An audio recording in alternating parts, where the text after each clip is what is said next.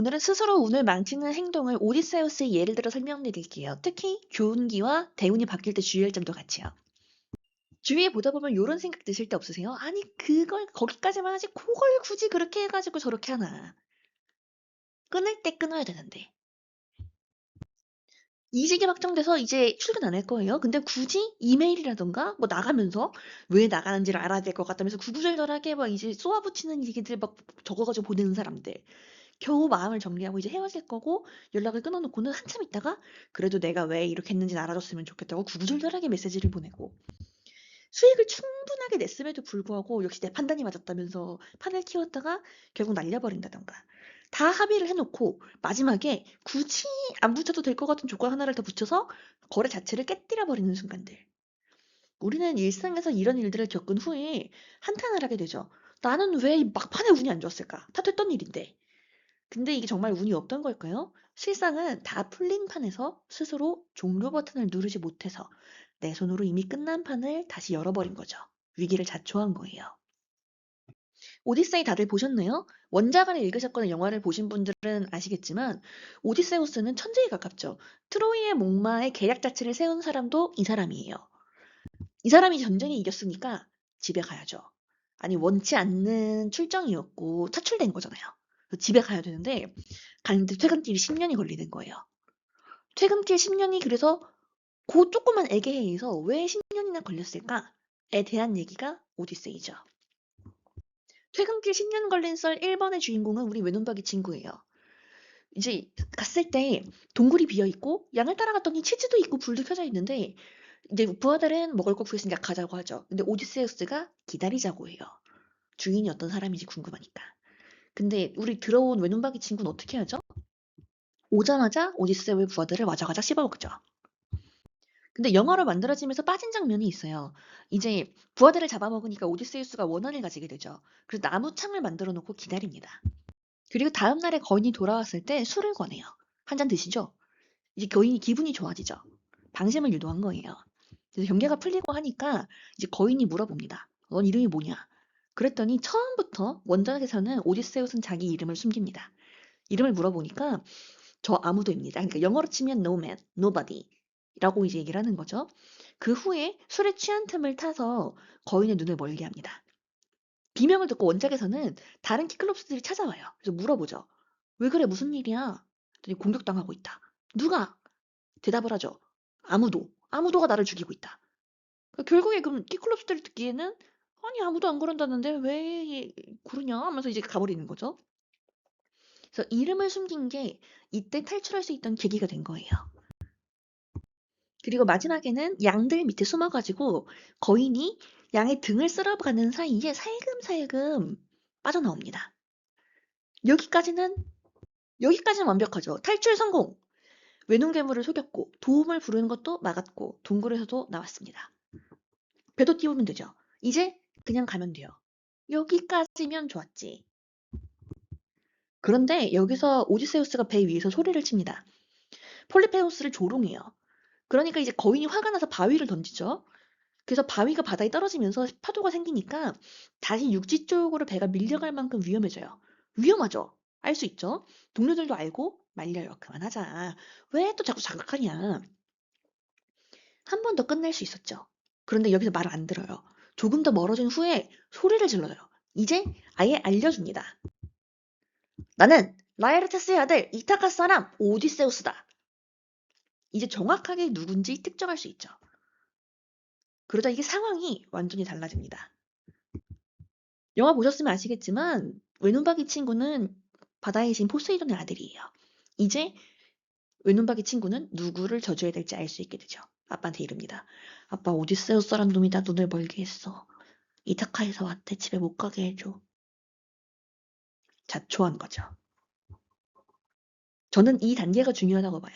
위험을 받고 말렸고 그럼에도 불구하고 해버린 거죠. 여기서 한 번 더 생각하게 되는 거죠. 여기까지면 좋았지. 사람이 결국 망하는 게 자기 약점 때문에 망하는 것만은 아닌 거예요. 잘 되게 했을 때의 그 강점을 멈추지를 못해서 망하기도 합니다. 교훈기 얘기를 전에 한번 했었어요. 교훈기라는 건 과거의 10년과 미래의 10년, 대운이 바뀌는 시점에서 그 막간에 걸리는 새로운 기운이 들어오면서 섞이는 그 지점에 일어나는 일들인 거예요. 그래서 굳이 비교하자면 환절기에 가깝다는 말씀을 드린 적이 있어요. 원하든 원하지 않든 이제까지 했던 방식과 앞으로 해야 될 방식이 바뀌어야 되는 시점이죠. 왜냐면 상황이 바뀌니까요. 트로이에서 목마 전략을 고안해서 전쟁을 승리로 이끌었던 천재 오디세우스랑 다 탈출한 판에서 굳이 이미 아무도 노바디라고 속여놓은 후에 나는 라에르테스의 아들 이타카 사람 오디세우스다 라고 셀프로 본인 신상을 말해주는 오디세우스. 다른 사람인가요? 같은 사람이죠. 중요한 건 판이 바뀌었다는 거예요. 판이 바뀌었음에도 불구하고 행동 방식은 똑같았다는 거죠. 명리에서 말하는 오래된 기본 원리가 있어요. 중화, 태화, 불급. 중화라고 해서 오행이 목화토금수가 전부 똑같은 양으로 들어있어야 한다. 그런 뜻은 아니에요. 그 명식의 전체 구조와 환경 속에서 필요한 힘이 필요한 만큼 작동하는 상태에 더 가깝습니다.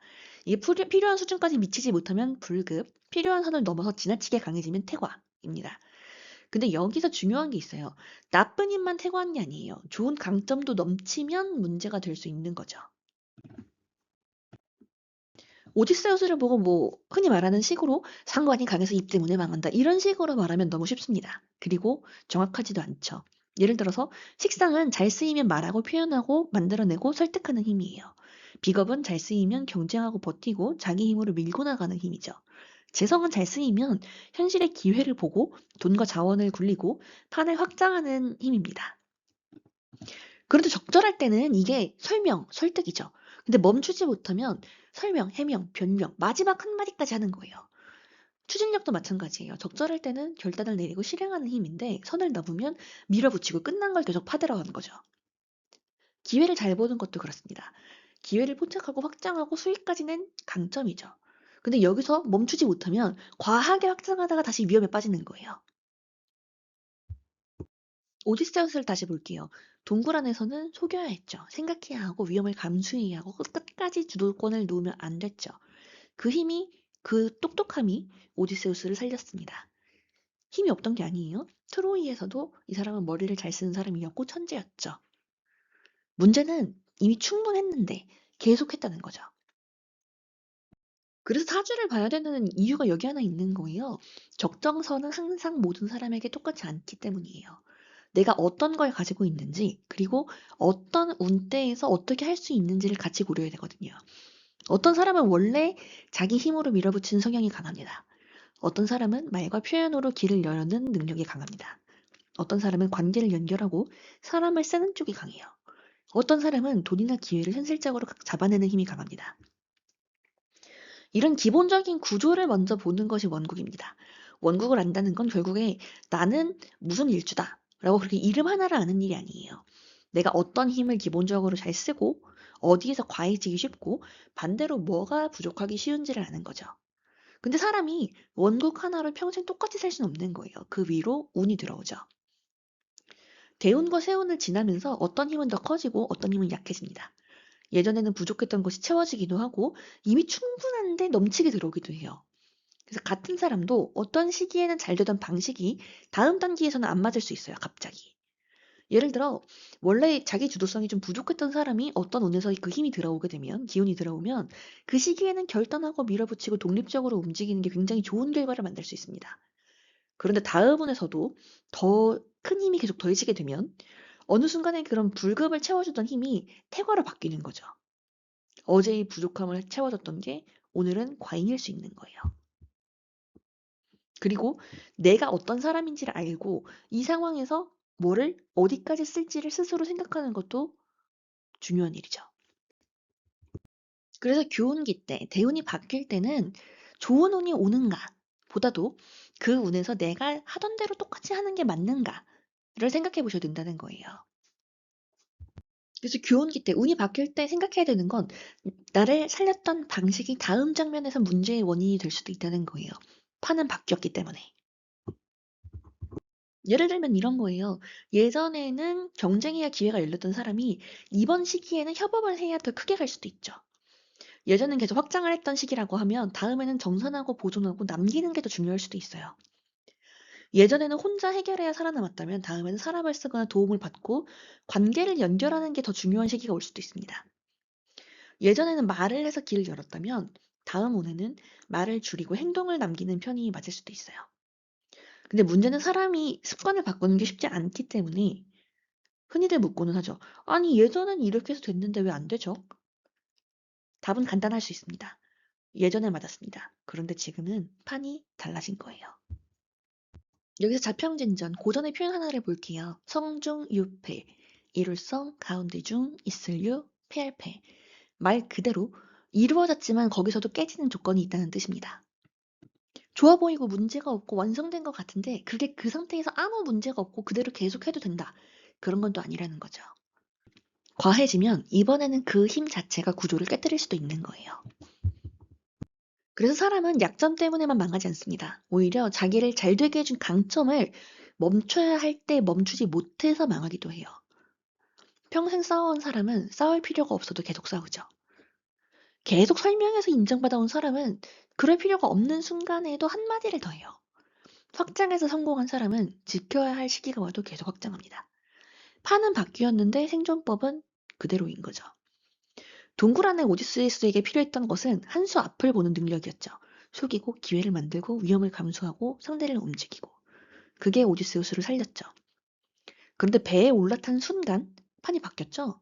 이제 필요한 능력은 더 좋은 책략도 아니고 더 강한 승부욕도 아니고 자기가 누군지를 증명하는 것도 아니었습니다.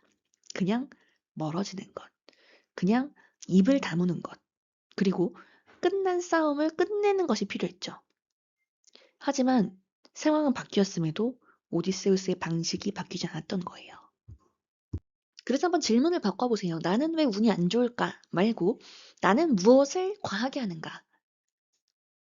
말을 한마디 더 하는지, 이미 이긴 판에서 굳이 우열을 더 확인하려고 하는지, 수익이 났는데 판을 키우는지, 도움을 받을 수 있는데 끝까지 혼자 하려고 하는지. 그리고 더 중요한 질문은 그 행동이 예전에 나를 살려준 방식은 아니었는지, 상황이 바뀐 건지를 보는 거죠. 여기에서 원국과 운을 같이 보는 이유가 생기는 거예요. 원국은 내가 어떤 사람인지, 어떤 힘을 기본적으로 잘 쓰고 어디에서 과해지기 쉬운지를 보여주는 출발점이죠.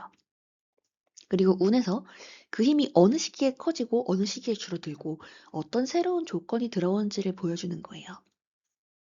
그리고 교운기, 대운이 바뀌는 걸 사람들이 궁금해하는 이유는 단순히 좋은 대운이 옵니다. 라고 듣고 기분 좋기 위해서보다는 내가 어떤 방식에서 새로운 판에서 어떤 방식으로 갈아타야 하는지를 알아차리는 데 더 중요한 포인트가 있는 거죠. 예를 들어 천을 귀임처럼 뭐 도움의 가능성이 들어오는 시기라면 단순히 누가 내 귀인인가, 어떻게 귀인이 적용하는가 보다 내가 그 도움을 어떤 방식으로 오는지를 보고 그걸 받아들이고 활용할 수 있는 방식으로 살고 있는 사람인지를 생각해야 되는 거예요. 정밀 사주풀이는 밑에 링크에 달아둘게요. 한번 참고해 보세요.